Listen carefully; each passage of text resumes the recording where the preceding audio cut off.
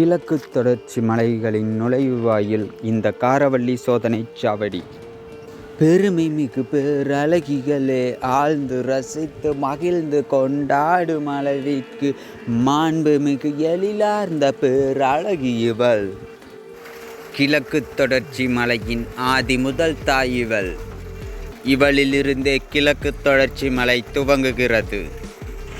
கிழக்கு தொடர்ச்சி மலைகள் தொடர்ச்சியற்ற மலைகளே என்றாலும் தொடர்ச்சியற்ற மலைகளின் தொடர்ச்சியே கிழக்கு தொடர்ச்சி மலை குன்றுகள். மேற்கு தொடர்ச்சி மலைகள் தொடர்ச்சியான மலைகள் என்பதால் அடுத்தடுத்த மலைகளில் மலைப்பாதை தொடர்ச்சியாக தொடர்ந்து செல்கிறது.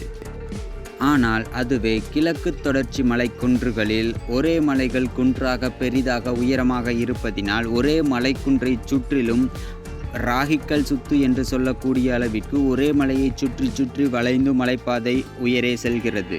அதனால் தான் கொல்லிமலை பயணமும் மலைப்பாதையும் ஒரே மலையில் பயணிக்கிறது.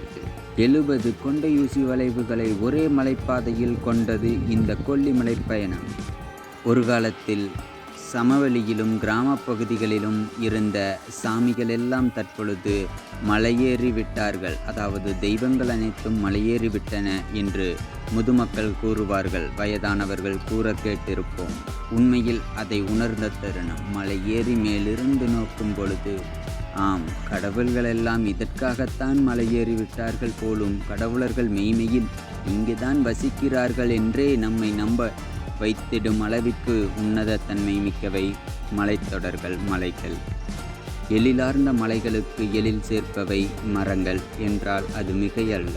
இங்கு கிடைக்கக்கூடிய ராம்சீதா பழங்கள், அன்னாச்சி பழங்கள், பலாப்பழங்கள் இவை அனைத்தும் கொல்லிமலைக்கே, அதாவது கிழக்கு தொடர்ச்சி மலைகளுக்கே உரித்தானவை. கொழுமிச்சம்பழங்கள், பலாப்பழங்கள், தவிட்டுப்பழா என்று சொல்லக்கூடிய சீத்தாப்பழங்கள் இவை அனைத்தும் பழங்குடியினர் முன்னேற்ற சங்கங்களின் மூலமாகவும் பழங்குடியினர் மூலமாக நேரடியாக மலைகளில் இருந்து கிழக்கு தொடர்ச்சி மலைகளிலிருந்து சேகரித்து அவை அங்கே ஊர் சந்தையில் சந்தைப்படுத்தப்படுகின்றன.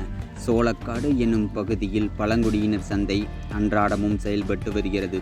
இந்த சந்தையில் நாட்டு இஞ்சி, அதாவது நாட்டு மலை இஞ்சி, அந்த சிவப்பு நிறம் கொண்ட அன்னாச்சி பழங்கள் என்பது கிழக்கு தொடர்ச்சி மலைகளுக்கே உரித்தானது. அதாவது சிவப்பு நிற அன்னாச்சி கொல்லிமலைக்கு பிரத்யேக உணவு.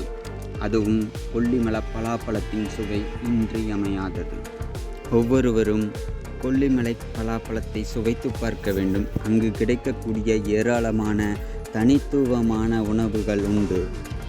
குறிப்பாக பழங்கள், மூலிகைகள் நிறைந்த மலைகள்தான் மேற்கு தொடர்ச்சி மலையை நிகரான மலைகள்தான் கிழக்கு தொடர்ச்சி மலைகளும். அதே போன்று கிழக்கு தொடர்ச்சி மலைகளும் தற்பொழுது வணிக பயன்பாட்டிற்காக மாற்றப்பட்டு கொண்டே இருக்கின்றன.